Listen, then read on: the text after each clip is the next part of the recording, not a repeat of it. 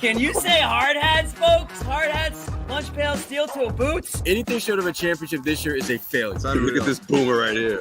You've just got so much talent here. Somebody said we need to apologize for Jaylen. Can I close it, John? What are we apologizing for? What did we say? What did we do?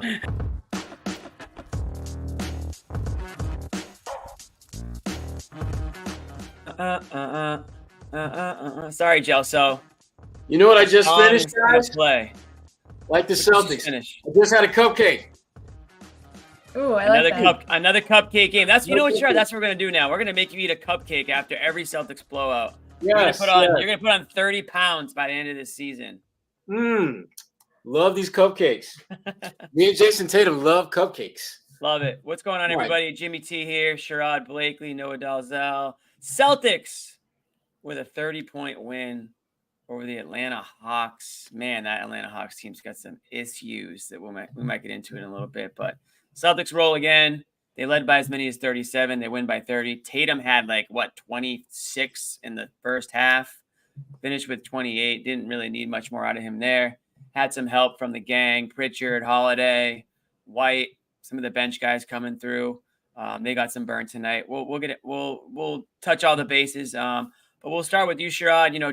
Main takeaways from this one. The Celtics coming home now for a big one on Wednesday against the Warriors. But before we talk about that, we gotta wrap up this road trip. Successful road trip for the Celtics here.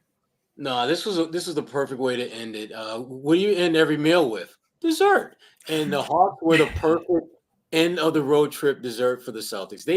This game, you get past the first quarter, and it pretty much was just a laugher. And the Celtics, the one thing that jumped out to me about this game was that the Celtics don't get enough credit for their basketball IQ.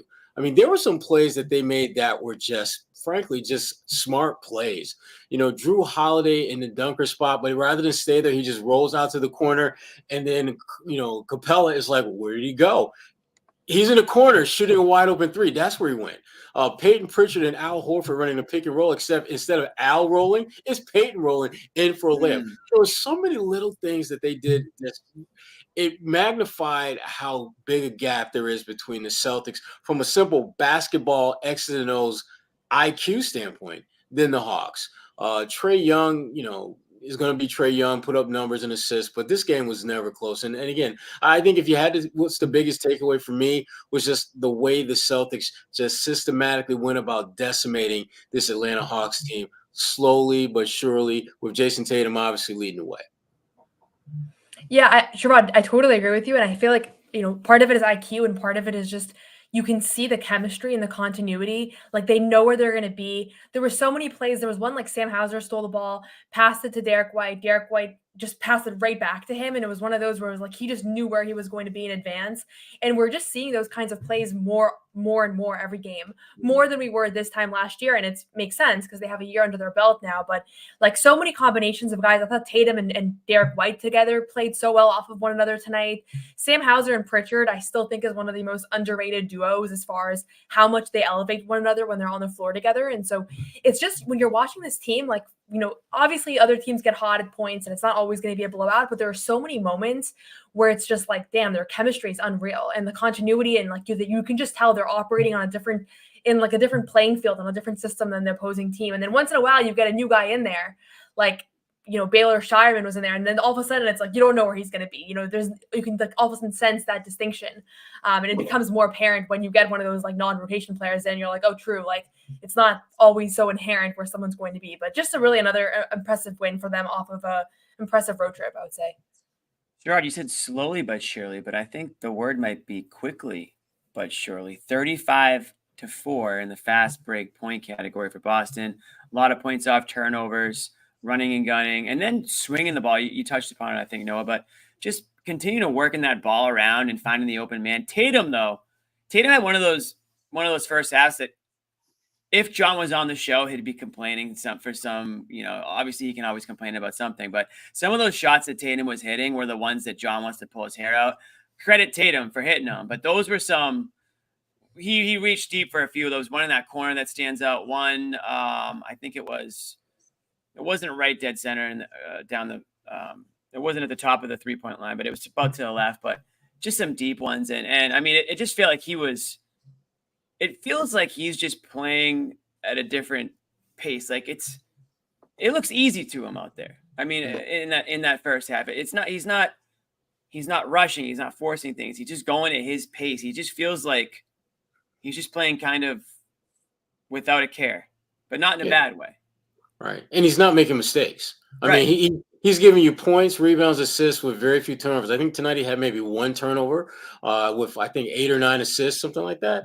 And when he's getting buckets, when he's getting others involved, rebounding the basketball, playing solid defense, that's MVP Tatum. That's when he's playing at his absolute best. And it's just what happens. You win by 30 points and Tatum gets plenty of rest down the stretch because the game's out of reach. He's having that kind of season. And if you're the Celtics, the timing is perfect because you don't got Jaylen Brown, so you need someone to pick up the slack. And we can get into it later, but I love the minutes that the Celtics got when Tatum was off the floor. They did some really, really good things offensively when Tatum was not on the floor. And those are the kind of things that, you don't think about them in a 30-point blowout because you think about guys on the floor at the end of the game. But I'm talking about when the game wasn't blowout city, when you had Tatum taking a rest and guys were in there able to extend that lead. You got Peyton Pritchard, Sam Hauser, Queta, another nice one. I'm curious to hear what our good friend Bobby, a.k.a. Luke's daddy, has to say about Queta. Yeah, sure. And honestly, like on the Tatum front, and I'm sure we'll talk more about him, but like he had 26 points in the first half, was kind of unconscious, hitting crazy shots. The kinds of shots where it's like, okay, that's why he likes taking those, because when he's making those, you can't do anything. And you literally can't do anything about it. Like a lot of kisses to the crowd on some of those shots. Again, it's not like that's not a sustainable offense for him that he's always going to be hitting those shots. But the fact is that he sometimes does. And then when he does, it goes from he's very good to he's completely unstoppable. But what I liked is that he had the 26 points in the first half, came out in the third quarter, and whereas he could have been like, okay, I'm going to go for 40 in this one, and let me just like chuck up some shots in the third, he had 5 assists in the third quarter, and was just playmaking, and some other passes that didn't translate into assists, but was just clearly not looking to force the issue. And I know he's evolved so much from earlier in his career, but it was one of those moments that I had of like, he's so different than how he used to be, and he's so mature, and he just knows how to play the right way. And similar to he was asked the other night about the Grant Williams thing, and like, were you trying to score for 40? And he was like, no, I'm trying to play the right way and like play as a team. And I think he's just always 100% bought into that now. Like we don't really see him stray from it. He's not tempted by chasing the big numbers. He's just going to keep doing what works because he saw now he has like, the proof is in the championship. So I think we're just another data point on that front at least. He seems to play with better pace. When he's playing really well and dominating, there comes a point where he realizes, I don't need to go out and score at this point. Let me get these other guys involved and just almost like decelerate a little bit just to make sure everyone else is feeding and eating well, and we can still win by 30. I don't need to go out here and score like another 20 points in the second half for us to win this thing going away. His ability to just really have a better pulse of what the game needs from him is one of the areas I think he's gotten a lot better at over the last couple of years.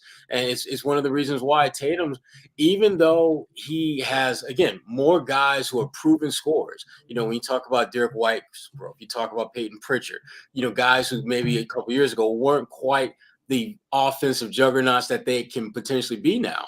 Tatum's still getting you 27, 28 points. He's just doing it in a much more effective, efficient way while making sure those guys are getting their shots as well. He's just evolved. He's just a better all-around player. Well, that was one of the questions I had coming into this year is how does winning a championship change what matters to these guys? Like now that they won a championship, are they going for personal accolades, or did they love the taste of that title so much where they want to do whatever they can to just, run it back and the same guys are here. We know we can win it. Let's just stick to what we do well and let's repeat and shut everybody up, because there's still a lot of haters out there, right? There's still a lot of people who doubted this team on their playoff run, didn't think that they had played anybody good. Obviously Tatum didn't perform the way he probably wanted to. So there's still a lot of Tatum critics out there. And then the Olympics, the whole fiasco in the Olympics. So there was a lot of reason for Tatum to start this year and just say, I'm going to drop whatever, I'm going to do what I can to get 40. I'm going to get mine we'll make the playoffs. We're going to have to make the playoffs. We don't need to be a 1 seed, blah, blah, blah. But it doesn't feel like that's his attitude, right? It doesn't feel like that's anybody on this team's attitude, at least so far. It feels like these guys are a cohesive unit. It feels like, again, we talked about there being 82 games in the regular season, and then it felt like game 1 of this season was just regular season game 83. You know what I mean? Tag on the playoffs or whatever. But these guys haven't really skipped a beat. And when you look at the game tonight, and I know the Hawks are banged up, but these are, and credit to Hawks for hanging around. Obviously, they did, because they do have a decent offense. But once the Celtics just kind of got down to it, the Hawks were no match for them. I mean, you're talking to 2 teams in different leagues right now, and the Hawks were considered, at least not too long ago, somewhat of a threat in the Eastern Conference, and it just doesn't feel like that anymore. It feels like the Celtics, like most of their opponents, they're just kind of playing with their food out there for a bit till they put him away. And again, it's not just a Jason Tatum show. I mean, we're talking about him to start the show here, but Queta gets to start tonight. That's been a fun little position battle recently that we've been able to kind of have some conversations about. And Queta gets to start tonight. Before I ask you guys what you think, looks like we do have Mazzulla on Queta. I don't know exactly what he said, but Amit, why don't you hit that, and we'll hear it from Queta. He's just grown a lot as a player, and quite honestly, he doesn't know how good he can be. He's got a great ceiling, and so the standard's very high. And I thought he did some great things for us tonight. But when you're as good as he could be, he's just we all gotta hold him to that standard every single night. And so it's a credit to him for just allowing us to coach him. It's a credit to the guys for supporting him. But you see when he's capable of, when he's at his best, and he could be a real asset for us towards the season. So he works really hard. He cares. He wants to be coached. And it was a tremendous, I'm grateful that he allows me to coach him. But he's starting to realize how good he really can be, and he's working at it. Not pictured there. Yeah. Not pictured there was Bobby in the back, just like with the Arthur fist, like the Arthur meme, just being like so upset about what Joe's saying. But listen, Queta, I'll say this about Queta. He's got some little low post moves too. Like he knows what he's doing under the basket. He can get guys to jump. He can go from one side to the other side quickly, and he can raise up and throw it down. I mean, I've seen it happen a few times enough where I feel similar to Joe. Like he's got a high ceiling, and I feel like we're just starting to see it. But he's getting that confidence that he's been working towards, right? And he's getting the confidence of his teammates, his coaching staff. And it's just like anything. The more you see it, the more you believe it. And I think, we're seeing it. And I imagine that Kate is feeling the same way. It's like, yeah, of course I belong here. Of course I should be a starter. Of course I'm going to throw this down. Of course I'm going to make this low post move or this, catch this pass cleanly. And so he's become a guy, and maybe it took the Porzingis injury for him to get this opportunity, right? He's become a guy that the Celtics feel like they're going to be able to turn to down the, throughout the regular season. And maybe, I know it's early, but maybe even into the playoffs if they do need some warm bodies out there. Yeah, it helps that you don't have Porzingis, and Queta is making the most of his opportunity to get out there. You don't know in the playoffs whether you might be missing Al, you might miss KP. You just don't know. And it's good for the Celtics to understand that they got a guy who's had some experience in the fire, who can do some things, who can absolutely step on the floor, and you not just, be fearful that they're not going to know what the hell they're doing out there. Queta's only going to get better the more time he gets out there on the floor. I love his ability to not only jump, but that second jump. It's very reminiscent of Rob Williams. The ability to alter shots, block shots consecutively. He has a lot of that in his game. The one thing he has to get better at is finishing at the rim. You're right, Jimmy. He's got some great low post moves. Finishing, that's another story. He misses way too many bunnies for a guy to get as deep as he can get in the post and not finish off the play. So he's got to get better at finishing on those little short jump hook shots that he likes to take. And he does that. I mean, it'll be interesting to see what the Celtics are able to do, or what they decide to do when they have Porzingis back in the mix. Will they go with a 3-center rotation? With him, with KP, Al, and maybe Queta, maybe Luke. What about X? There's a lot. They're going to have some interesting decisions to make, and this is the time where guys like, Queta are getting an opportunity to prove that they belong in that rotation. Yeah, and honestly, like that Joe soundbite, it kind of gave me chills because I feel like there's once in a while you see the beginning of someone's career where you're like, and it's kind of the most fun time where you're realizing like, okay, this is actually a very special player, and this is not just somebody that's gonna come in here and maybe play some November games and leave.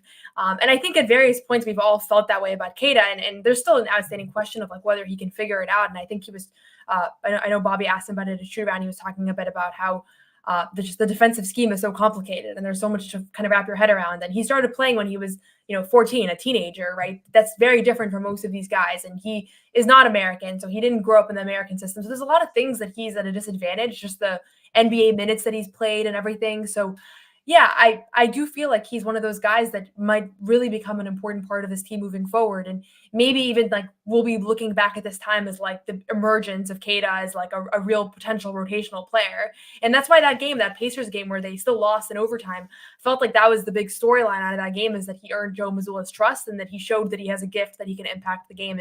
And Joe said the other day, it's like he has a 9-foot wingspan. Like, I think Bobby asked him like, how is he able to be so impactful like that? And Joe was like, he literally has like just enormous length. And so, yeah, it's pretty wild. It's fun to watch. And I honestly didn't think that this roster had like a spot for that storyline because it was all returners and there, everybody, there wasn't really an opportunity for like a young promising prospect to break out. But I think he's that guy if there is one right now.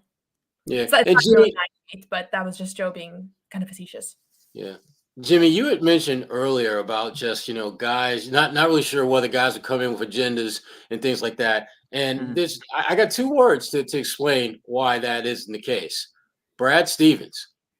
When he cut all those damn checks, what the hell what are you bitching about? If you're a player, you just won a championship, you just got paid, and you got paid for multiple years. So you literally have no reason to complain. None. At all. No, I don't think they complain. I just think that they're like, all right, now I'm going to show what I can do since, Right.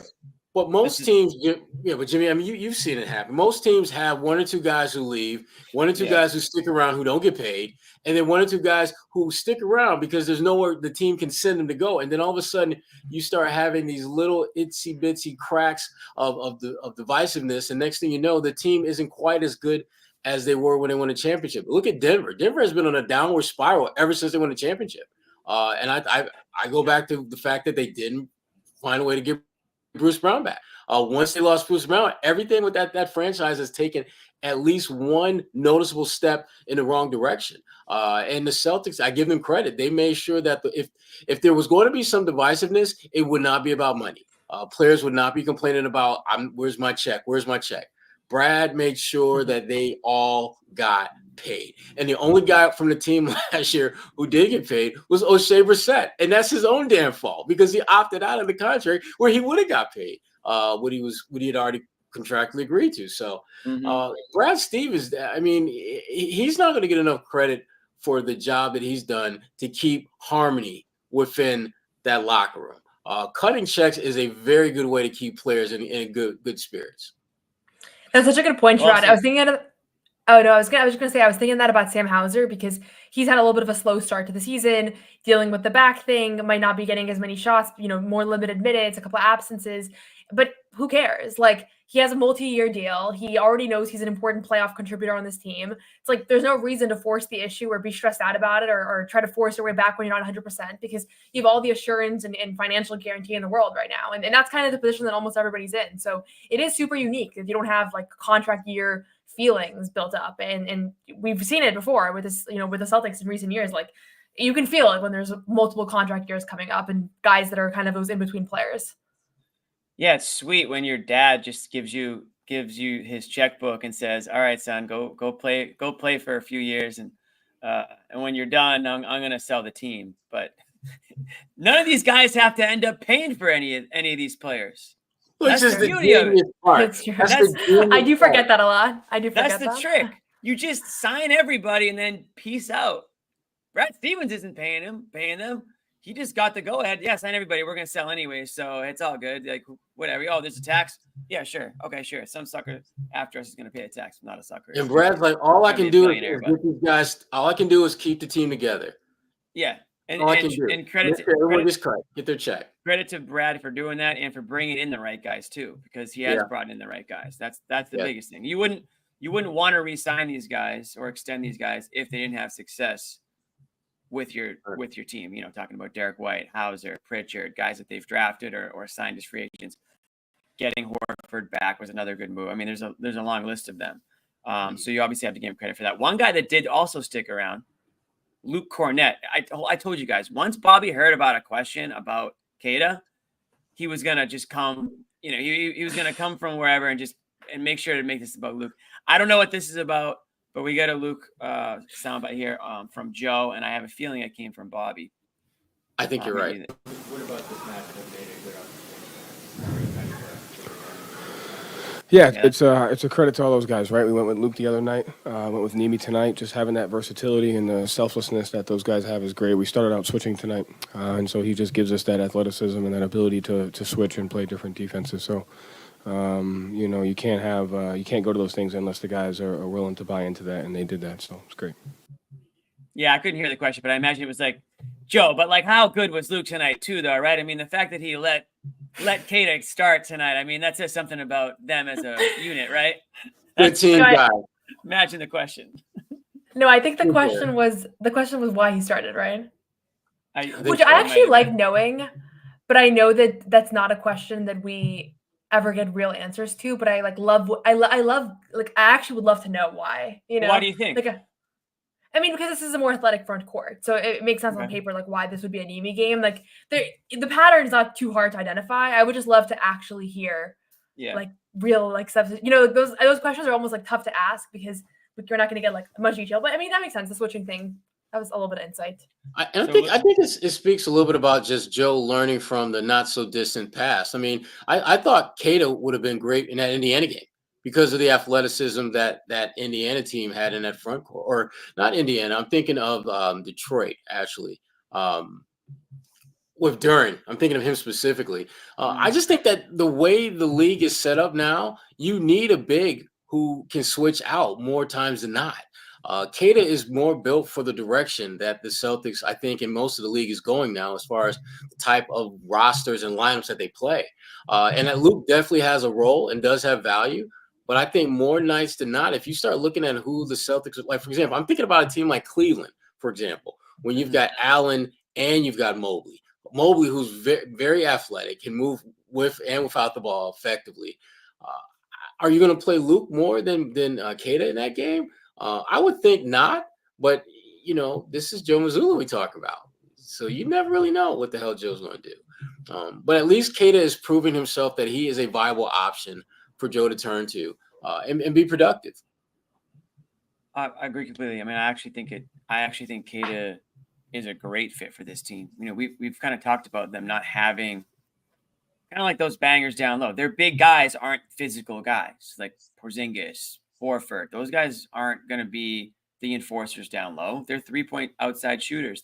They don't have a guy like Queta. You know, Luke's not that guy either. Luke's tall, and yeah, he can, you know, push rebounds out, and he can Cornette contest and all that stuff. But he's not like this physical, you know, dominating presence down low that I think Queta can be. I'm not going to sit here and say that Queta's the next Dwight Howard. Obviously, he's not that, but he still can give you that big body down low. When he does get the ball under the hoop, who wants to get in his way? I haven't seen anyone try to get in his way yet. He goes up strong. He really does. And so that's one of those things that he does add to that team. He gives them a little nastiness. I really do think that he gives them that. So if that's something they can add to their identity, then, you know, great. You know, it's better for them. Sorry, go ahead. No, go, please. I was just going to say, I'm curious if he's ever going to be able to become a shooter because he works on it all the time. He's working, you know, him, Luke, and Tillman are all constantly shooting threes. Like, we watch it all the time. And obviously none of them right now are 3-point shooters for the Celtics. I think Tillman has the green light, whereas they both don't. And so I would imagine in drills, he's performing marginally better, but or significantly better. I don't know. But the hope is for Neemi to become a shooter. I mean, otherwise he wouldn't be working on it literally every single time we see him, whether it's a shoot around practice or pregame. And so I think you got to remember how, relatively young he is. And, there is still guys like Al Horford who didn't shoot threes for the first half of their career who now are elite, right? And so I don't know. I don't know if it's really feasible. I guess we probably have some shot people that could look into that. And his free throw numbers are probably a good indication and all those things. But that's a question about him, is that I don't think we have to assume like, oh, this guy's just not a shooter point blank. Like, I think that there is still some hope, some possibility. And that's part of what they're excited about, is like the chance that he could one day spread the floor. He has a decent looking shot. I would say Tillman has a more comfortable looking one, but I don't think it's off the table. That would be a hell of a addition to his game. I feel like 3-point shooting, like it's the new like layup line. Like where we were growing up, you would just do layups. Like now it's just like, just everyone line up at the 3-point line and take 50 shots. Like that's true. That's where the game is trended. And sure, I mean, there's no reason not to work on that, because you made a good point with Horford. Obviously Horford was a perennial all-star prior to even making that leap to the 3-point line. But I think Queta right now, play your game, play within yourself, get better at what you're already good at before you start thinking about 18-footers and 25-footers and all that stuff. But just the fact that he's getting starting minutes, the fact that he's, somebody that is a bit of a presence down low, and he's going to be a little bit slow to rotate. I think in that first quarter we saw Joe did pull him, and maybe that was for defensive reasons at first, but it wasn't like he pulled him for the rest of the game. It was just, okay, like, we want to get Luke in there now and see what we've got with that. But to have those two big guys can give them just what they need until a guy like Porzingis. I mean, we could be a month away from Porzingis. Everyone's saying December. We're not sure exactly when, but all the playing time that Queta gets before then is only going to be more useful. Another guy that stepped up. What about they went 3-guard lineup for a bit tonight too, which they had some pretty good success with. Bringing Pritchard in there. They said in the broadcast that Pritchard is now the favorite for 6th man of the year. I don't know what those odds are. I don't know how factual that is, or if that's just something somebody saw on a website. But regardless, point being, Pritchard is a guy now that is being looked at as one of the best bench players in the NBA. Certainly here. I will Jimmy, I will absolutely take a bow for me and Bobby on that one. Because when we had our hot takes before the season started, and we talked, Bobby and I both were on the page. No, did you too? You didn't? No, I didn't have him for 6th man of the year. But just Bobby and. But I have higher aspirations for him than 6th man of the year. I was diminishing the value of that award. That's what I was doing in a defense for him, a preemptive defense. Would you call him an all-star? No one was kind of in the queue to join us in the 6th man of the year club. She was in the queue, and we were ready. We knew she would be like one of the first to come over. It's just fine. You and John were not really trying to hear us. John actually bullied Joe Sway out of making that prediction prior to the show. Joe Sway had it. Rest in peace, Joe Sway. But he did have them. He's in Oklahoma City, Jimmy. He's not dead. Yeah. People reached out to me about that, actually. Like, people really just saw the clip. Few people thought that he did die when Amit posted like the tribute to Joe Sway. On the fake Jumbotron, that was priceless. That was I will say, Richard, 16 points a game so far this season. So that's 6th man of the year award-winning work right there. And he's so much more than a scorer. That's the important thing. He's not just the guy that comes in and looks for a score. And I think people get that wrong. People are like, I see that in my mentions sometimes, like he's just a microwave scorer. He's really not. He's actually like a game manager when he's out there. Like, so you notice it because when the garbage time minutes happen. Yeah, he used to be because that was the only opportunity he got, was to come in those situations. That's what he was supposed to be. Now, with a much larger role beginning last season, he can come in and he can manage the offense and he can run the show a little bit. And he's doing way more than just running around like a crazy guy and just hoisting up threes. Now he's still going to look for a shot. He had 3 3-pointers tonight, 18 points. And he's still doing Peyton Pritchard things, but that now includes really good passing, strong defense. He'll pick you up full court, right? And he's just in your face nonstop. And if you leave him open, if you lose sight of him, I should say, he's more often than not going to make you pay. But you know what? He's also doing a really good job of taking advantage of that added attention and creating space for other guys. Like Derek White had a wide open dunk.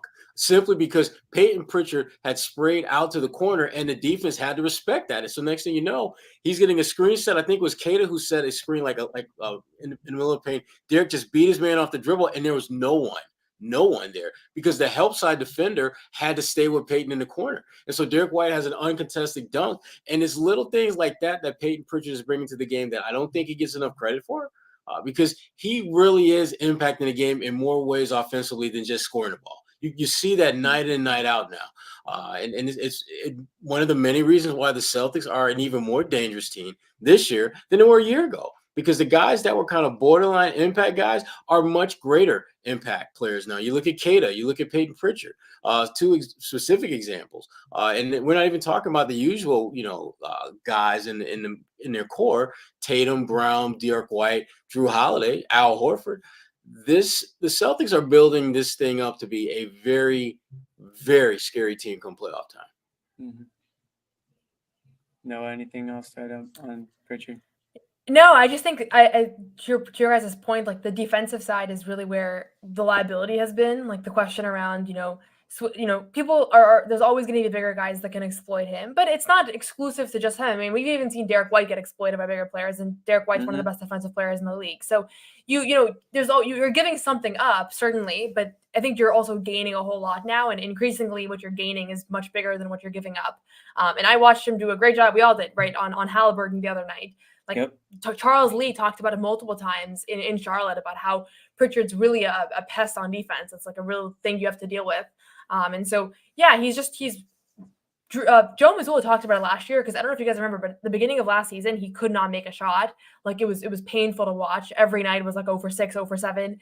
And he kept playing. And it was the first time in his career where he was like getting consistent minutes, even though he wasn't hitting shots. And Joe was like, yeah, he's no longer the kind of guy that like, we need him specifically for scoring. Like he's doing enough out there to warrant being out there. And now we're also seeing him start the season with all those skills that he's established, but he's obviously on a little bit of a heater now. He's shooting like 44% from 3 on the season. So even if that dips a little bit, like it doesn't change his impact on this team. 3-guard lineup. So we talked Pritchard. You mentioned White, obviously Holiday. Those guys tonight, all three of them just pretty solid, I would say, from start to finish. And White's a guy that, we were talking about aggressiveness earlier with like a player like Queta. I feel like White's becoming that more like, I don't know what the word is, but he's just more, what's the word that I'm looking for that White's becoming as a player? All-star? Like aggressive. Well, all-star definitely, but I think he's just like more, he's taking the initiative, I think, a little bit more. I think with Derek White, maybe he would let things kind of come to him a little bit more. But now I feel like when he's out there, we were talking about Pritchard running the show. I feel like he can run the show too. And I'm starting to see that a little bit more with him just sort of taking control out there. Well, I mean, I think he's made that transition from being, the glue guy to being the super glue guy because he's out there. He's doing some really good things out there. And he has always shown the ability to check off a lot of boxes, but he's checking off those boxes with a big ass 72-point, highlighter instead of just a little ink pen. I mean, 21. I mean, he's putting up 20 points, 4 or 5 rebounds, 4 or 5 assists. Efficient as hell. And we're not even talking about the block shots that he's giving you and a solid defense. Now, he got beat a few times tonight, and he gets beat, 2 or 3 times pretty much every game. But those pale in comparison to the impact plays he makes at both ends of the floor. Derek White, I gotta give it to Noah because I think she probably raised the banner before anyone about him being an all-star. I think he's going to be. Yeah. I think he might be. Is going to be there, and it'll probably be between the 3 from Boston or 3 from Cleveland. As far as which 3 from Cleveland, snore. You hear me? I saw them play the Milwaukee Bucks, which isn't saying a whole lot earlier tonight. They're playing great basketball. Cleveland is good. They're legitimately good. But the only thing I question with them, and we can talk about this another day, another time, I just don't know can they sustain it. They got a lot of guys playing great basketball. I just don't know if they have the ability to sustain this over the course of an 82-game season. But right now, they're playing great basketball.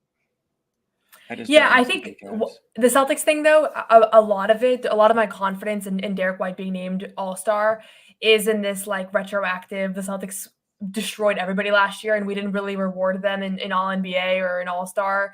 And let's give them 3 All-Stars. Like, that's how I think it's going to end up going. So me saying Derek White's going to be an All-Star is not like All-Star doesn't really mean that much ultimately. Like, he was on the Olympic team, right? So he's already gotten all the validation in the world that he's one of the most impactful players you could pick from. But I just think that it's going to work out because of the fact that right now he's averaging like 19 points a game already. He's one of the best guard defenders in the league. He's pretty much doing everything, and the Celtics are going to continue winning at a really high clip. And injuries are just inherent. Like, even Jaylen Brown, he's missed 2 games now. Like, I don't know if this is going to be a longer term thing, but if you can stay healthy in the East and just knowing that there's going to be guys that are eliminated because they just don't play enough games, he's going to get there. I feel very confident about it. And it'll be very rewarding to see a guy like him go from where he was a couple years ago to, at his age and be at 30 years old and be a first-time All-Star and get rewarded for everything that he does that sometimes has historically gotten overlooked in basketball, although I don't think he's overlooked anymore. I think people totally get it. Yeah, I mean, he's got the contract, he's got the Olympic gold medal, he's got the NBA championship, and people sometimes forget this is a dude that came into the league with freaking student loans. Okay, I mean, it doesn't get more real than that. I mean, he is the every college graduate going professional in life story. I got this new job, it's great. Oh damn, I got these student loans I got to pay. So you root for guys like Derek. You want to see guys like Derek White do well, and he's doing all the things to position himself to be an All-Star this year. And to Noah's point, the one thing he has going for him is consistency and durability. Derek White, I mean, this is the same guy who's played with chip stitches, and he's gone through some things and keeps on trucking. Much respect to Derek White, and it'd be great to see him be an All-Star because he's playing well enough to be there, and frankly, he deserves it. He absolutely deserves to be one, on that squad. Yeah, no, I would 100% agree, and I mean, to your point, yeah, no, you're right. Like, he doesn't need it for validation purposes, but it would speak to how well he's playing this year if he were to make the All-Star team, because they're, like the Olympics is more of a overall, like, let's take guys we think are gonna help us win, but the All-Star game obviously has more to do with what have you done for me lately sort of vibe, at least if it's coming from a reserve standpoint, not so much from the fans voting perspective. Because the coaches pick the reserves, which to me that says a lot more about you. Right. That the people who are paid to stop you, people who are paid to limit your impact, are saying, you know what, he's pretty damn good. He's one of the 12 best players in the league. So, yeah. And speaking of Derek White, it's going to lead into our we're gonna do a second for some of our sponsors tonight, guys. So first one up, our good friends at Nutrafol, and I'm not sure if Derek White uses it, but Nutrafol is the #1 dermatologist recommended hair growth supplement brand, trusted by over 1 million people. See thicker, stronger, faster growing hair with less shedding in just 3 to 6 months with Nutrafol. I'll say while there, many supplements rely solely on ingredient studies, Nutrafol clinically test final formulations to ensure their efficiency. In a clinical study, 72% of men saw more scalp coverage after taking Nutrafol men hair growth supplement for 6 months, and 86% of women saw improved hair growth after taking Nutrafol women hair growth supplement for 6 months. There you go, Noah. Something to think about. Not that you need it, but if you did, I will say this: not a Derek White thing, but our guy Trae Young might want to think about it. I mean, talk about a guy who can't let go. Anyways, get results you can run your fingers through. For a limited time, Nutrafol is offering our listeners $10 off your first month subscription and free shipping when you go to Nutrafol.com and enter the promo code GARDEN. Find out why over 4,500 healthcare professionals and stylists recommend Nutrafol for healthier hair. Nutrafol.com, spelled Nutrafol.com. Promo code GARDEN. That's Nutrafol.com. Promo code GARDEN.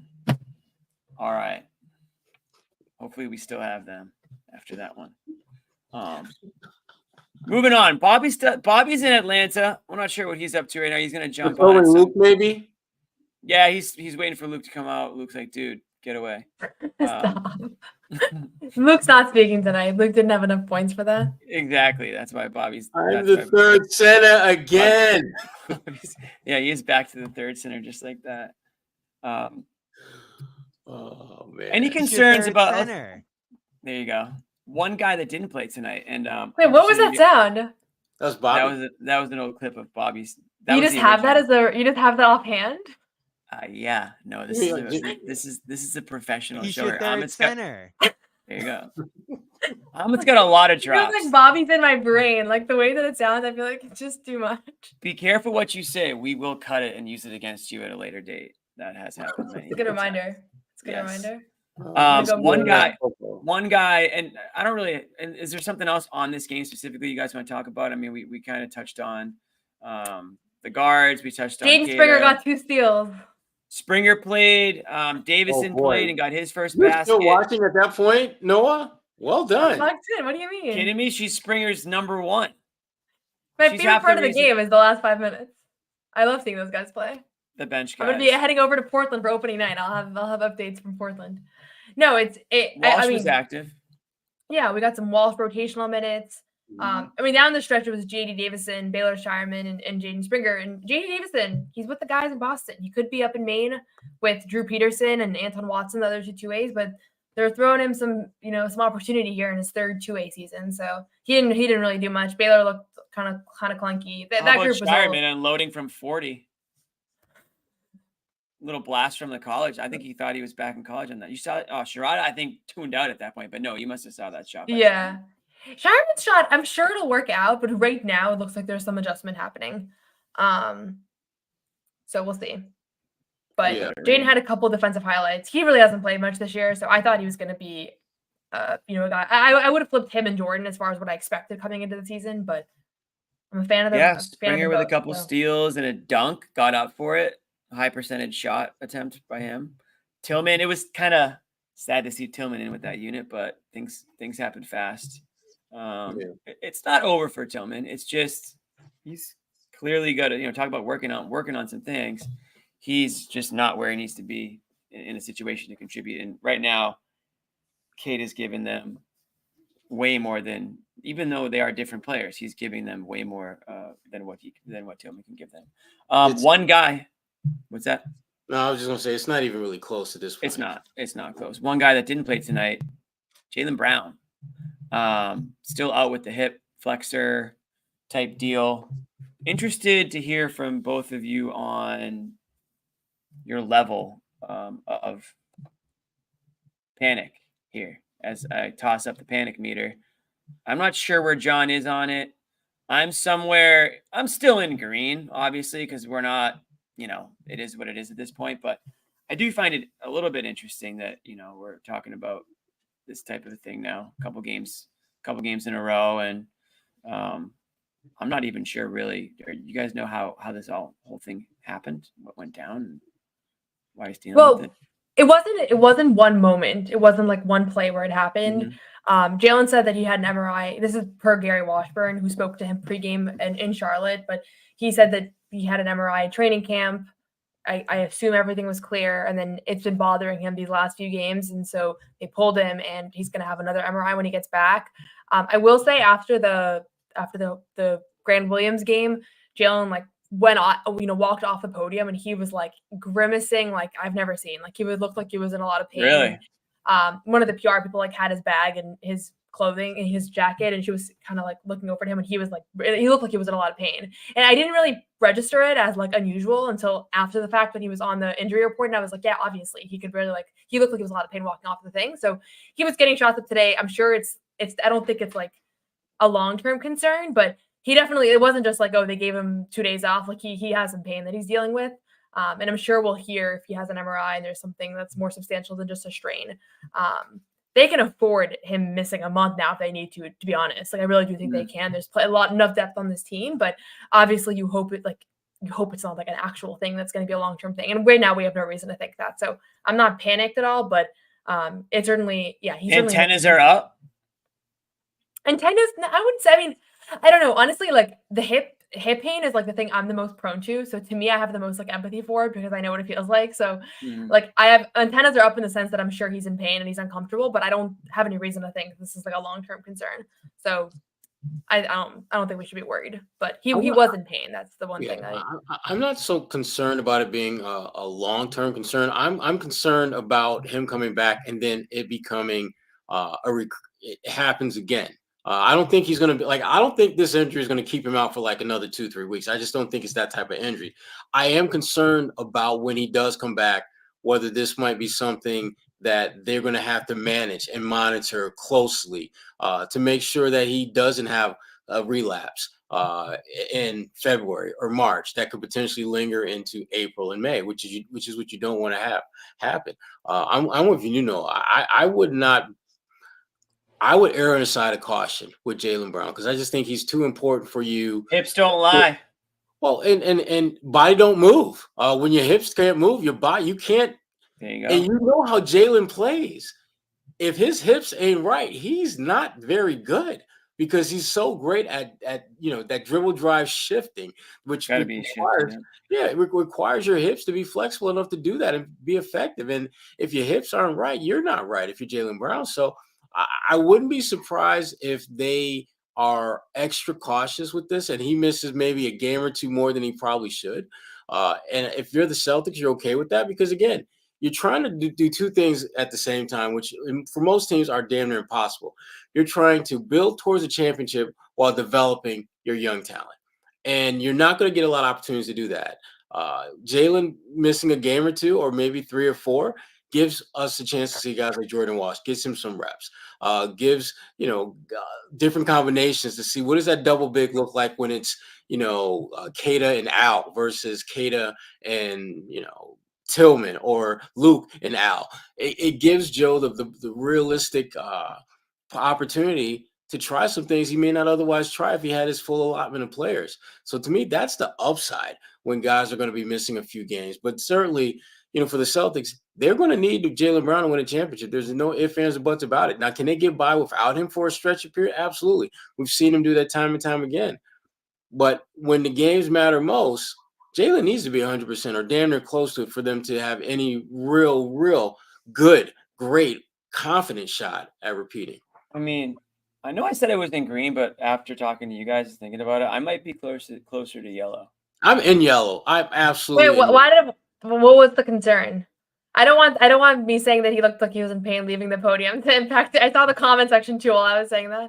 It's not that, right? Well, that didn't help me, Noah. That certainly didn't help me. But that's supposed to make you feel better. Jimmy, you have to put what she said in context. That was right after the game. After the game. After he. So no. But now I'm thinking. But it's not. Okay. It's like now you're sitting down. But now I'm looking at up. You're answering questions about Grant Williams and Jason Tatum not being friends. Then you're walking off the floor and you're like, like it wasn't the second the game ended. Right. I know. I don't want anybody to panic here. I get it. I can't say that I'm thrilled about anything that I heard. I don't like that. Now I'm set to get a second MRI. Like that's never a good thing either. It's like, I'm the first one. I'm just outside of the green and into the yellow zone. Just a little bit. Kind of where I'm at. That's kind of where I'm at. I'm gonna stay in green. Keep the group grounded. It's November. We need that. Part of basketball. There's always going to be lingering things. There's no reason right now. We need you to be the one who's grounded. Lord knows I'm not. I'm going to be in. If he's not out there Wednesday, I'm fully in yellow because that's a game Jaylen Brown wants to play. That is a game. Or they're just giving him a week. You don't you don't think Jaylen Brown wants to play against the Warriors? I'm sure. Wednesday. If he could play, I'm fairly confident he would play. So I'll have my eyes ready. Bobby, give me the thumbs up if you are ready or when you are ready. He's ready. Speaking of a guy who never panics, this guy is steady Eddie right down the middle, never a concern. Bobby, right off the top, we're just talking about Jaylen Brown. Where's your panic level meter at with Jaylen Brown right now? And we'll get into the game too, which since we're on this already. I'd say 4 right now. 4 out of what? Out of 10. Yeah, he can miss some time here. I think 4 it's out of something what? That's that's green. Okay. He's in the green, Jimmy. Yeah, I think He's it's like something green that's yellow nagging. though. Kind of. No. Yeah, Yellow's no, like you're. Five's the middle. I'm in the Joe Sway range. Yeah, that's what I'm saying. That's a 4. He's in the green. I mean, Oh, you're he was not in the you're green. not We had a green. different one before. You're not green because You're not he's Bobby. hurt. He's out.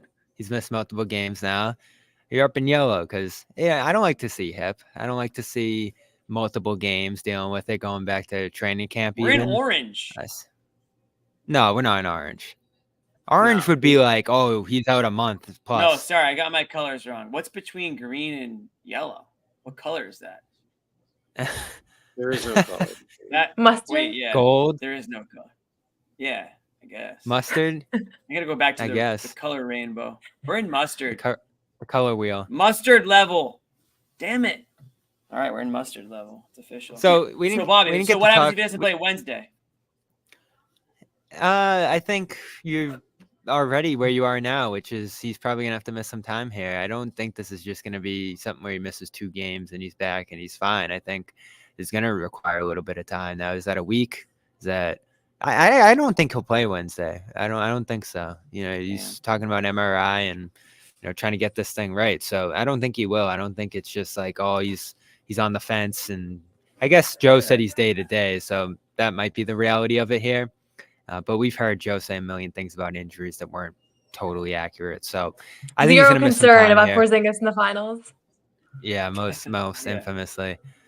I think he's going to miss a little bit of time here. Now, does he need any treatment or procedures, anything like that? Doesn't seem like it. He was here at the game today. I didn't know if he was going to shoot back to Boston and get that MRI or anything like that. Joe didn't say whether he did or not to this point. I'd imagine he hasn't yet if he hasn't gone home. So I think that's a good sign.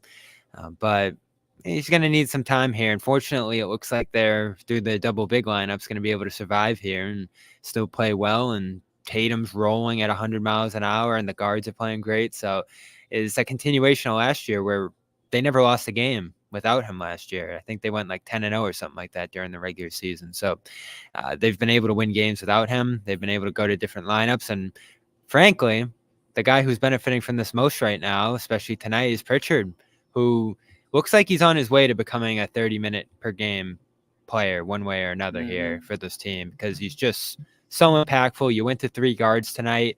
That's something I know John's wanted to see forever, and it was great when on that 11-0 run. So that's another reason the panic meter is not super high right now is this team's been awesome without Jaylen over the last 2 years. They can get by without him for however long they need to here. Yeah, I think it's more so just panic in terms of Jaylen's health, not so much can they survive like right now. I think we all agree that they are pretty good, regular season wise right now. It's not much of a concern, but you don't want Jaylen's thing to be some like nagging hip injury / pain that just lasts all the whole season and never makes it feel like he's the Jaylen Brown that, that we want to see, driving to the dish, throwing down, big dunks and all that type of stuff. That's where when I ask you about panic kind of comes in, I guess, for me anyways. But we'll switch back to the game for a minute, Bobby, since you are there in Atlanta. Main takeaways from this one. What's the big thing that stood out to you? Obviously, Tatum had the hot start, but there was some other help along the way as well. Yeah, for sure. I mentioned the Pritchard one. Hard to not mention Queta from this one. Massive impact again, and in a start, nonetheless, which I was very excited about. I think he earned it. No, and I'm going to say it over and over again. I'm the biggest Queta fan there is.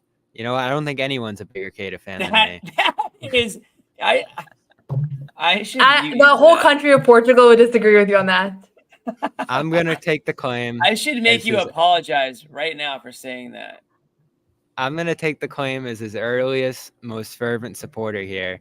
And guess what? You still get to play Luke here. And that's what I've said all along. Play both. Play them both a lot. They're both really good, and I can't wait to see what player Queta is going to grow into by the end of the year here because it just feels like, and Joe talked about this today, with every little bit more he plays, with every little bit they push him, holding him to a high standard. I'm sure you guys played that clip. He just continues to get more confident, more in sync, and takes advantage of the skills that he has. And there's so many. Like, I can run them off here. It really looks like there's a player that they can mold into something great here, and it's going to take some bumps. It's going to take some sacrifices and bad stretches, and that first stretch wasn't good. But he's on his way to becoming something here, and they did it with Hauser. It's funny enough, he pretty much signed the same contract Hauser did initially with the Celtics before this latest extension here. And I don't know if he's going to become the level of player Hauser is here, but in his own way, he just has some special skills. And it's that offensive rebounding one, especially, Jimmy. That putback dunk, running in transition. It's on a missed three, which I feel like are the hardest to put back. And he just grabbed it with both hands and flushed it back. And you saw the Celtics bench go crazy. You saw Derek like looking over there saying, hey, they know they have something in him here. And I don't know if it's going to be more starts. I don't know if it's going to be trying to find him minutes even when Porzingis and, some of the guys that are out come back here. But this is a great opportunity for him right now. While Jaylen's out, while Porzingis is out here, he might become the spot starter next to Horford, and you keep Cornette, Pritchard, Hauser together off the bench, which is a group they obviously like there together. Now, they had some rough stretches themselves in this game. This one ended up being a bit of a clunker for Luke, but man, What did hard you to ask not be Joe? excited about what Queta's doing. What did you ask Joe that had to do with Luke or something? It seemed like I didn't ask him about Luke. I asked him about just the starting. Queta fitting into the defense. Yeah, starting the game. What made it a good matchup to start Queta in, and a lot of it just came down to you mentioned Luke, but giving these guys starts, giving them the guys who have sacrificed or taken a step back on that bench and not played as much in different spots, chance to start and play with some of the better players on this team. And we've mentioned this before, Jimmy. Some of these guys like Queta, Walsh, even Neesmith and those guys back then, playing them with the best players, because you're going to get more out of them with, White throwing them a lot, although that wasn't the case tonight. They threw him some pretty bad lobs in this one. But the best players being around him, being able to play off those guys. He obviously was out there with the three guards there in that big run the second quarter. I think that helps those guys obviously get better looks, but also have, the veterans on the team. Al was talking to him in all the breaks. Neemias said he was just trying to tell him where to be and where to position himself.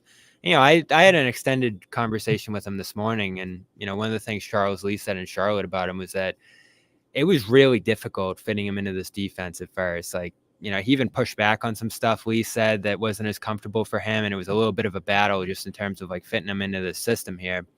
But as he started embracing different roles and different ways that they do things here, you're seeing him grow on that end, become a little bit more of a shot blocker, just fit in better in the different looks that they have. Switching, I've obviously praised the way that he can switch on the perimeter a little bit. And, he said that when he got here, his mind was just moving a million miles an hour. He was hurt.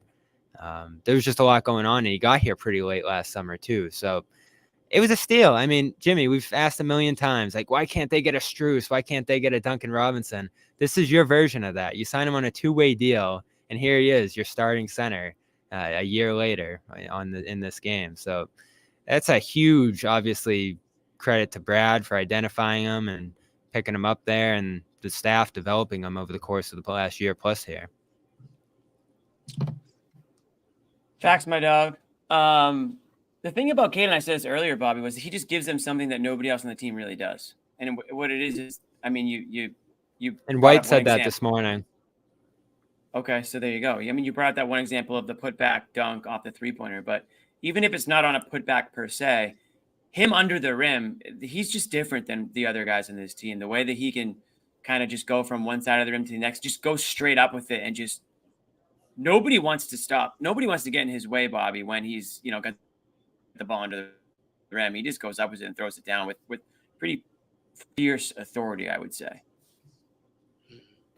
Yeah, absolutely. He's forceful. Just gonna say that. And I think his development honestly can also be credited a bit to Maine. I know Ruby left a comment here about that, but like the whole Maine Celtics program is there's so much continuity between the Boston Celtics and the Maine Celtics, and he was in Maine for a lot of last year. Like, he was with them for the entire playoff run.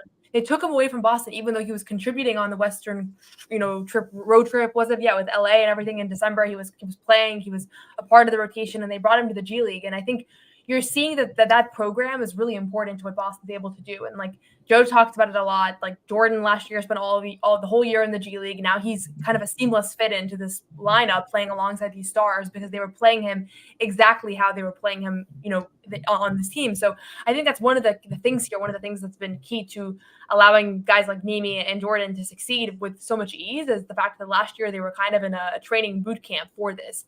And sometimes you have G League programs that are doing something completely different. I watched a lot of G League teams last year that had absolutely nothing to do with what their main, their parent club was doing. And so it's one of the assets that this organization has is that really important continuity between the two. Bobby, other takeaways from this one? Anything after the game that you speak to anybody about or anything that we should know about from this? What did Tatum say?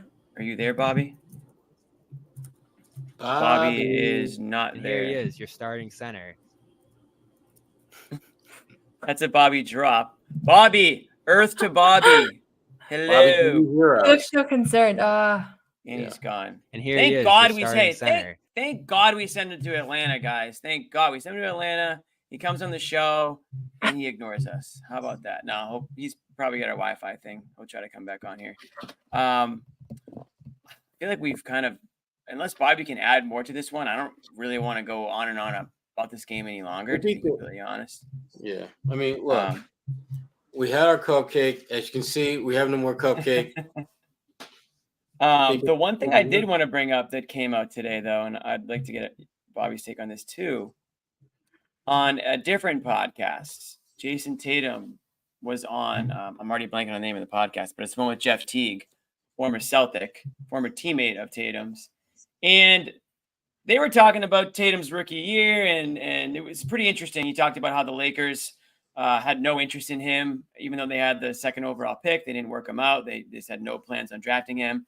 He thought that, he didn't really think the Celtics were going to be a team for him. But once they traded for that number 3 pick, it became more of a reality. He didn't really know much about Boston. Wasn't really thrilled about being in Boston because they were a good team already. And he was looking to jump on a team that he was going to get playing time. So he was looking at Phoenix, I think was the team he listed that he was kind of targeting to play at. He worked out there and all that stuff. And then it turns out Celtics draft him.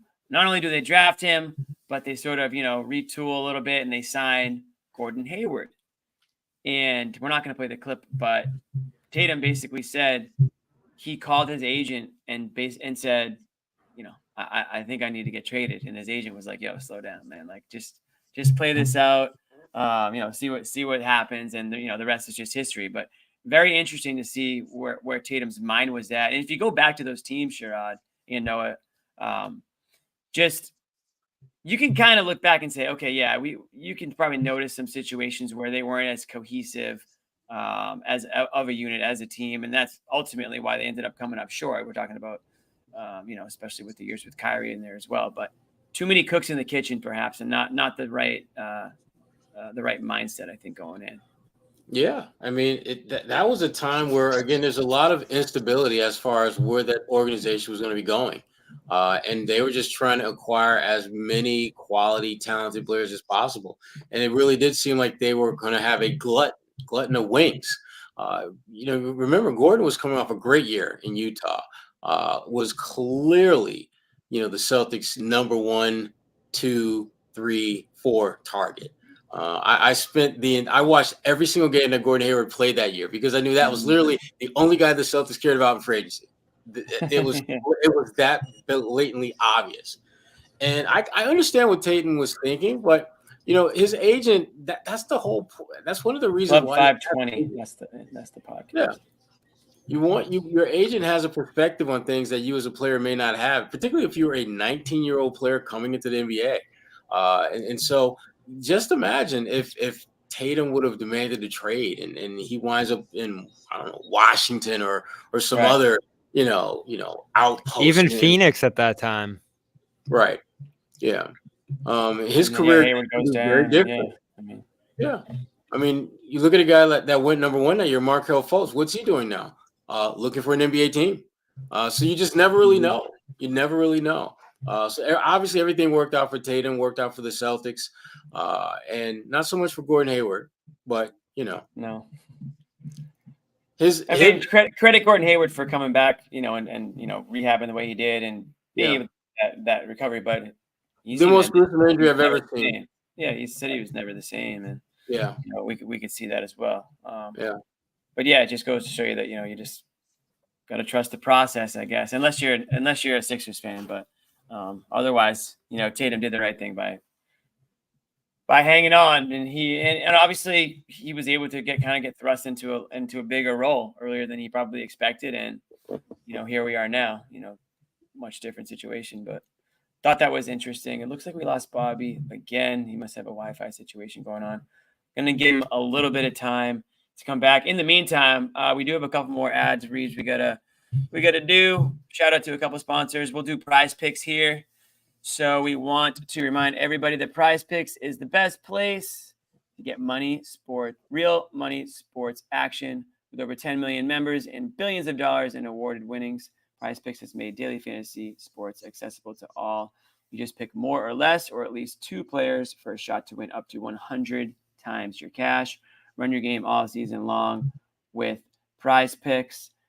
It's the best way to get action on sports in over 30 states, including right here in Massachusetts, I'll say.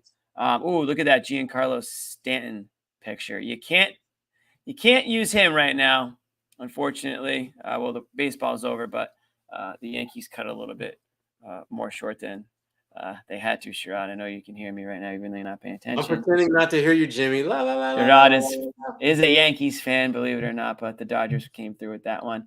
Sign up today and get $50 instantly when you play $5. You don't even need to win to receive the $50 bonus.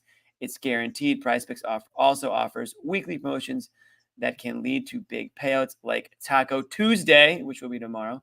Each Tuesday, Prize Picks discounts select player projections up to 25% to provide even more value for your lineups. I'm gonna have to do one tomorrow because I didn't get to one tonight, but tomorrow we'll be messing around with some lines. Download the app today and use the code CLNS to get $50 instantly after you play your first $5 lineup.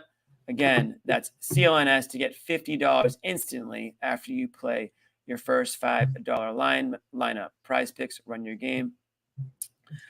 Those are our good friends at Prize Picks. Bobby, back again in a different location, I think. Give me the thumbs up if you're good to go. He is good to go. He's good to go. You got me now? We got you. All right.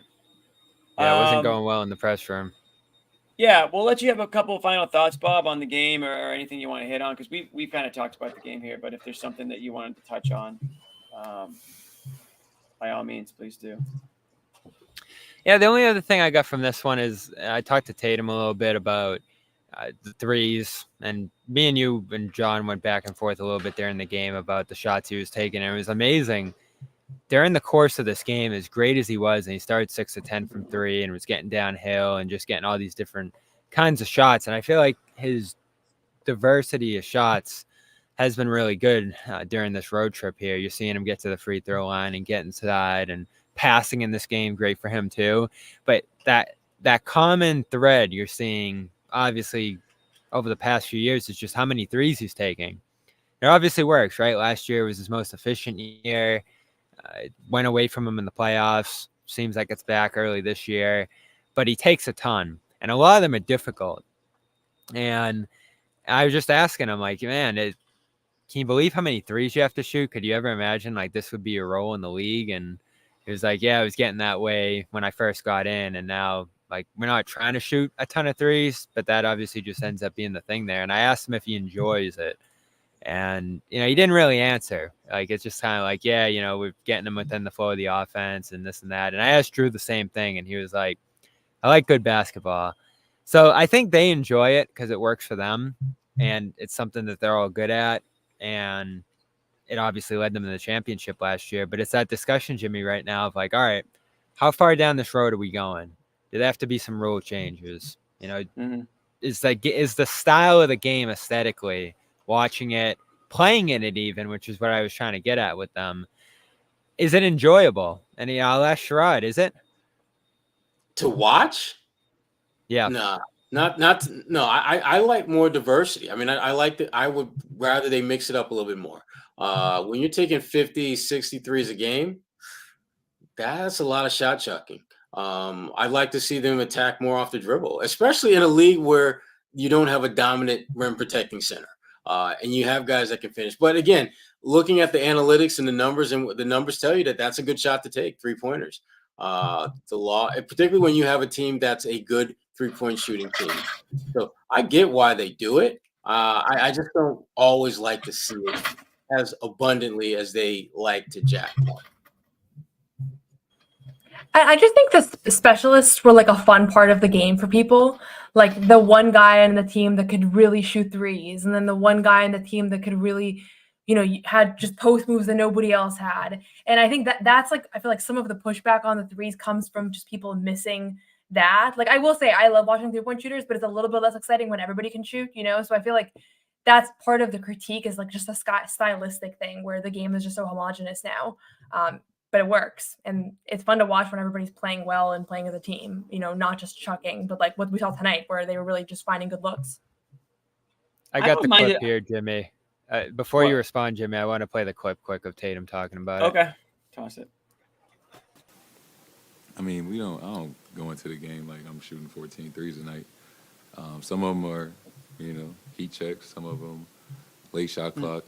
Some of them you feeling good. Obviously, there's open ones. And it's just the way that we play. We attack guys. We find the advantage. We attack it.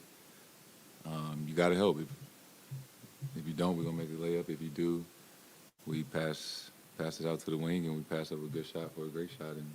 And everybody on the perimeter can shoot. And that's how we play. Yeah, so what I was going to say is I don't hate it just because they're really good at it. I think it would suck if they weren't, obviously, but they're just, hey, these are the numbers. This is the best way for us to win, even if we don't hit them. I can see why opponents or fans of opponents' teams might not like it, but the Celtics built a team to be good at this. So this is how they're going to play. I mean, they're not going to change the philosophy because, somebody thinks it's not fun or it's not as interesting as it should be or could be. You could go back 30 years and it was the complete opposite. It was just a bunch of points in the paint. And that probably wasn't that fun either for a lot of people. And that's why they started focusing. That's why they invented the 3-point shot, right? So there's always going to be somebody's going to have a reason to not like something, or someone's going to have a reason to exploit this, or they're going to have to make a rule about that. I mean, the Patriots did it for 20 years. How many rules do the NFL have to make because the Patriots figured out something? So I don't know what's going to happen with the NBA. I do think there is a risk of it going too far, I guess, in the wrong direction, and maybe the Celtics are that example. But they've designed their team to be good at winning this way. So it makes no sense to try to win any other way right now, and I don't see it changing anytime too soon. Also, being good at 3-point shooting opens up the floor and allows you to be good at driving to the hoop. It allows you to be good at, swinging the ball around and opening up the court for your guys. They're not just 5 guys parked around the 3-point line just chucking shots. I think this team does a really good job at exploiting defenses when they get double teamed. They swing the ball around. They find the open man. They're getting great looks at a lot of these 3-pointers. I don't see a ton of forced shots. We're not like pulling our hair out because Tatum and Brown are taking a bunch of awful shots. I mean, like Tatum said, yeah, there's going to be a couple that are going to occur, but all the other guys on this team, White, Holiday, Pritchard, Hauser, Horford, those guys aren't taking bad shots. They're taking good shots. They're taking open shots. They're taking shots that the defenses are allowing them to take. So as long as they do, I don't really have a problem with it. I mean, they won by 30 points tonight. They're going to keep winning by double digits majority of the season, it feels like. So people, opposing teams or whatever can cry all they want, but this is how it's going to be. The haters are going to hate. Like I said that last year, the haters are always going to hate. So you guys excited for the Warriors game? Speaking of threes, I'm very excited. I wish Brown could play in it because I'm sure that's a game that he had circled. But I really, really hope that the fans are loud and borderline obnoxious when it comes to Steve Kerr. Absolutely. I want that guy to get booed out of the arena on Wednesday. I would, or cheered. Tatum.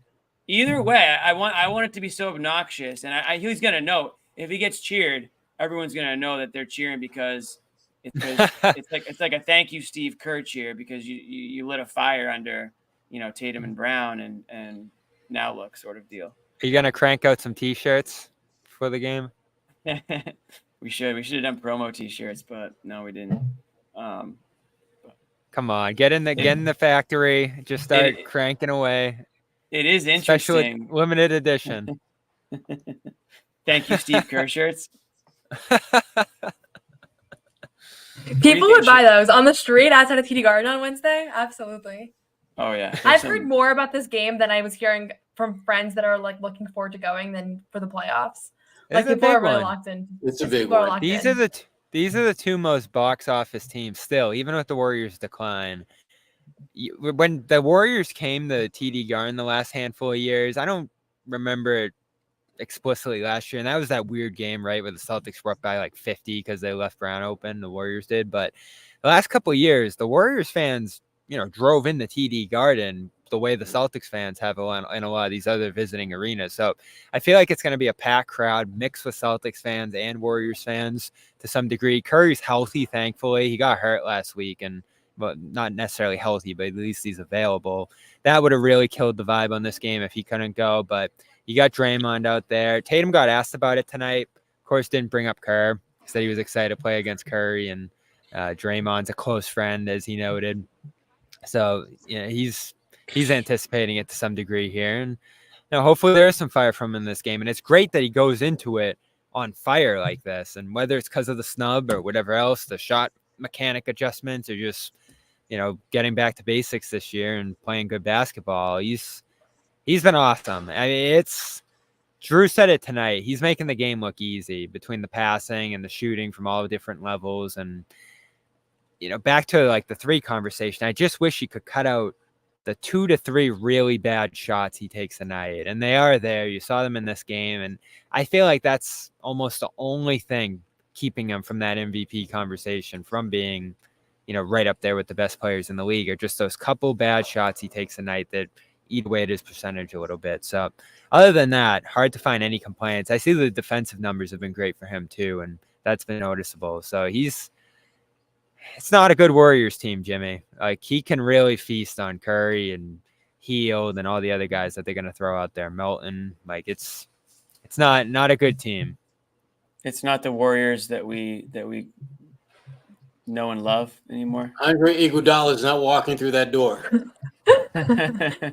He's not. And if he is, he's going to be old and gray, right? Is that what they? They're 6-1 though. I just confirmed that. So they've been good. They've had a really surprising start to the season, especially with 6-1. I was just went to look. You're right. Sure. He's playing the whole damn team. Everyone, like pretty much anyone in New Jersey, is playing that night. Yeah. It is so ironic that funny. After That's the not how he Olympics treated the Olympics. Yeah, you couldn't write it better, honestly. Like some of his early press conferences, obviously it's two different teams and it's two different scenarios, and you have way more leeway and more minutes and everything. But some of the lines were hilarious coming out of it, where he was like, "I'm going to play 12 guys," and I just can't not. There's so much talent. Like it was pretty funny. So I'm looking forward to this game. I think it's good to play another competitive team too. It's been a little Queta, Jimmy. What's up? Do we want a little Queta? Yeah, toss him in. And here he is, your starting center. Neemi, when did you find out you were starting tonight? A couple weeks ago. I didn't really get told I was starting. I figured it out like by the walkthrough this morning. Yeah. What's the mindset going in? Nice. Same mindset as usual. Just try and contribute to winning. Play as hard as I could, and then try and make the right play all the time. What was Joe saying to you when you came off the floor after that first stint? It looked like he was kind of, saying something to you there. No, he just We're better than Luke. Hold me. He was trying to hold me accountable. I felt like I was always a step behind in the first few plays, and it worked out. Why do You try to. I really don't know. It happens sometimes. You listen to what they have to say, and then you try to be better next play. How much more confident did you feel going in for the second stint? I felt a lot more comfortable, a lot more confident. It's usually the time I get on the game, you know. Maybe it was the nerves for the first start too, you know. Like you can never really know. But I just try to fix it with the just being used to being in that position. Were there emotions to your first? Was it your first NBA start? Did you start in second? Yeah. No, I didn't really think about it like that. I was just happy to be out there early and just playing against their best players too early on and just trying to see how I fit with that, you know. The way Joe described it to us is that you don't know how good you can be. Abby dominating. See that. Yeah, Bobby, were you there tonight? Yeah, I feel like it's a lot still that I can learn or be better at eventually, you know. I'm learning new systems, new ways to guard, and just being impactful in different ways. So the more I can develop into those skills and own into them, I feel like I can be really impactful. Playing with Al out there, saw him play Yeah, inside a couple times, tell you some things. What are some of the pieces of advice he gives you during the game like this? No, just letting me know where to be at. Usually he's always in the right spot at the right times. So just trying to keep it honest. And with him, like he always tries to bring me under his wing and just tries to teach me as much as he can. And it's clearly been working. You got to tell the guys to throw you some better oops. Like it seemed like you could have had about 4 or 5 more buckets. I mean, I'm just joking, but I'm just saying. what's it like when they're looking for you like that? They see you as a definite option. I like playing with guys like that. Like all these guys are unselfish and they're really trying to make the right play all the time. When I'm under the rim, I feel like they just understand they just got to throw it up there. And most of the times I'll go and get it, you know. And when after that timeout, Joe talked to you and Drew and Tatum both kind of patted you on the back. What does that mean when they're kind of encouraging you to keep your head up? It means a lot. Like these guys have been through it all. They won it at a lot of different levels, and they're really important for what we do over here. So getting that extra boost of confidence, the extra nod of belief in me, that just lets me own into my game, and it just makes me even better or more I would say relaxed. You know?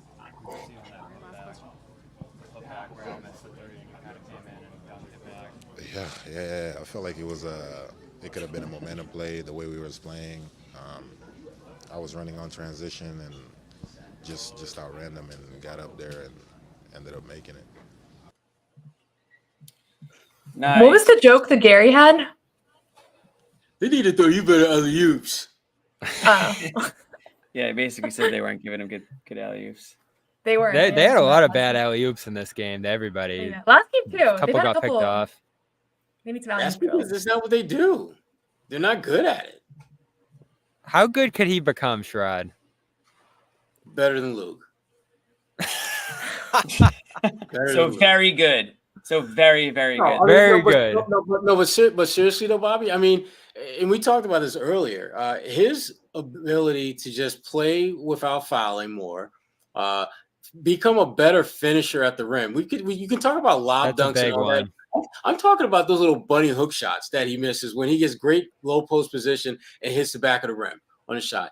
If he becomes more efficient with that type of stuff, I think he could be very good. I think he could be a double-double guy. I don't think he's an all-star caliber player, but definitely a solid NBA starter who can go out there and get you double-figure scoring, rebounding, and block a shot or two.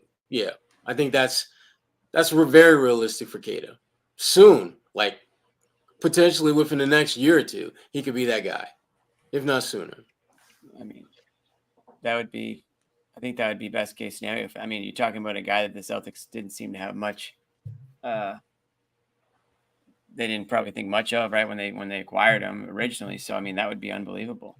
Well, he's the one guy they have at that position that shows room for growth.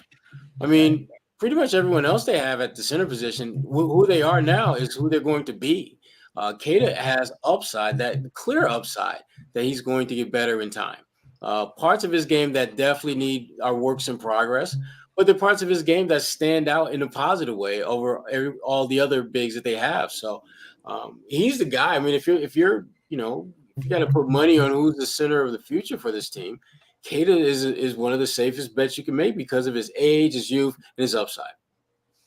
Yeah, and Luke could be gone next year, so that's another opportunity for him possibly if Luke departs. And Luke had offers this summer, so maybe he didn't take it this time around, but in next summer, if he has a solid season again, ends up cashing in a little bit. So it's good having him lined up. They've needed youth in the back end of that position for a while. Obviously, we had our Grant debate / conversations, and he walked out the door, and that left the front court just a little bit thinner. O'Shea leaves this summer. Whether that was a guy you were even going to develop or not, who knows? But No. Queta, they've invested in him. As Noah said, he did the G League thing last year.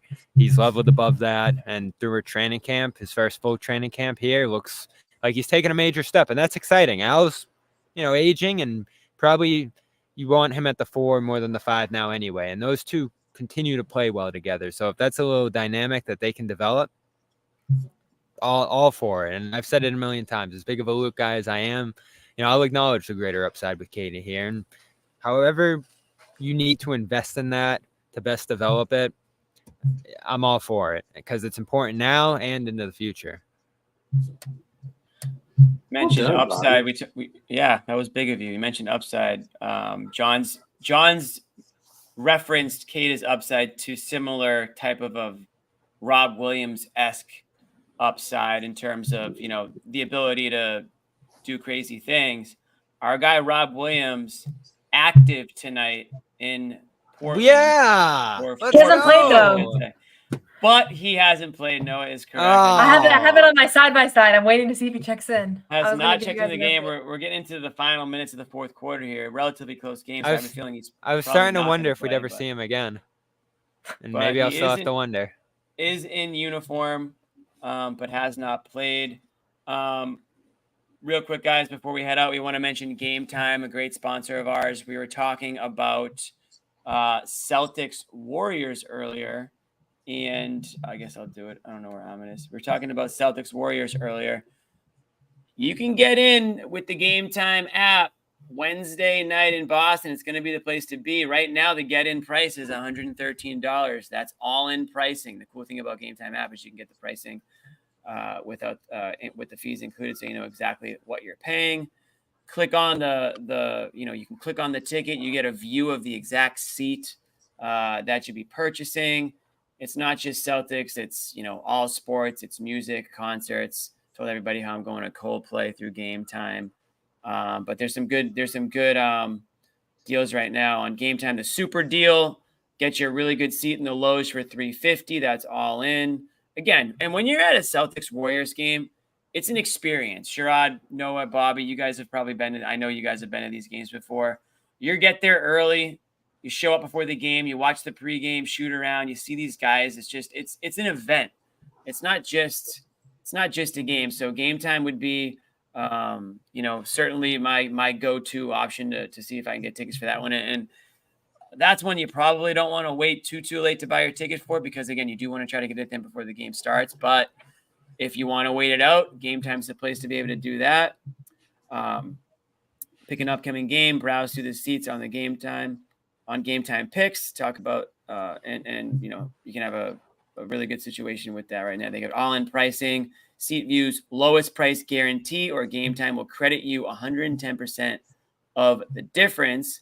And you've got Game Time ticket coverage, which is your purchase covered with the most flexible customer service policy in the ticketing industry. So take the guesswork out of buying tickets with Game Time picks.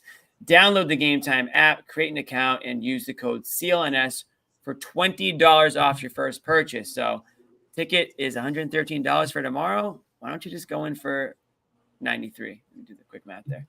Terms apply. Again, create an account and redeem code CLNS for $20 off. Download Game Time today. What time is it?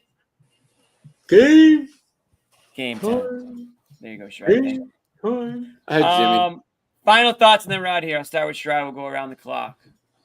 Road trip is over. Now it's time to just keep it rolling. They're great momentum. Let's see if they can maintain that and sustain that going forward. Obviously, we all put our wagers in on our stock in on Pritchard's 6th Man of the Year candidacy, and you and me, Bobby. Shout Shout out to Abby and Josue, who wanted to do it, but John wouldn't let him. We all said it, and here he is. Abby reported mid-game. Pritchard in Vegas, the favorite to win Sixth Man of the Year right now. So looking good for us, Sherrod. Yes. Noah, your final thought? Final thoughts is just a lot to feel good about. Tatum looks like he's in a great rhythm, better than I think we could have hoped for, looking like an MVP caliber player. And then the guys off the bench, Pritchard, Jordan Walsh, surprise early on here, Neemias Queta, like a lot of things to feel good about. I think the only like maybe concern is Jaylen Brown. We're not exactly sure if we should be worried about him or not, but outside of that, I think you really couldn't have asked for a much better start here. You're, what are they, 6-1? So there you go. You're still green on Brown, though. You're in the green zone. I'm green. I'm just saying everything else is going perfectly according to plan. I like Noah has game. never. I like that they lost it. Noah has never risen above green. No, that's not true. On other things, you spend enough time with us, you will find yourself hovering in yellow on most nights. I just so happen to be covering a historically great basketball team. That's all. Yes, but we can always find room for. Who's going in the red first this year? You'll learn that about us. John. Who's going in John's the red? already been in the red. John was born in the red. You've simply adapted to it. He really was. I don't think he's ever come down from it. It's probably when you grow up in like the 40s and 50s and things like that. A lot of wins, a lot of losses. Celtics though, they've been winners over the years. So hey, got a lot of go out and vote. Go out and vote tomorrow, everybody. No games. Vote. My last take is just shout out to Queta, making the most of his opportunities. That's what it's all about in the NBA. So many guys don't get the opportunity, or they do, and it comes and goes just like that, and that's it for them. But Queta's making the most of his, and it's only going to help him and only going to help the Celtics moving forward. But yes, tomorrow's a big day for everybody. There's no NBA tomorrow. That's something the NBA they instituted a year or two ago, where every single team is playing tonight. That's why the Celtics game was staggered. Every 15 minutes, there was an NBA game that started, I think, from 6 o'clock on, maybe.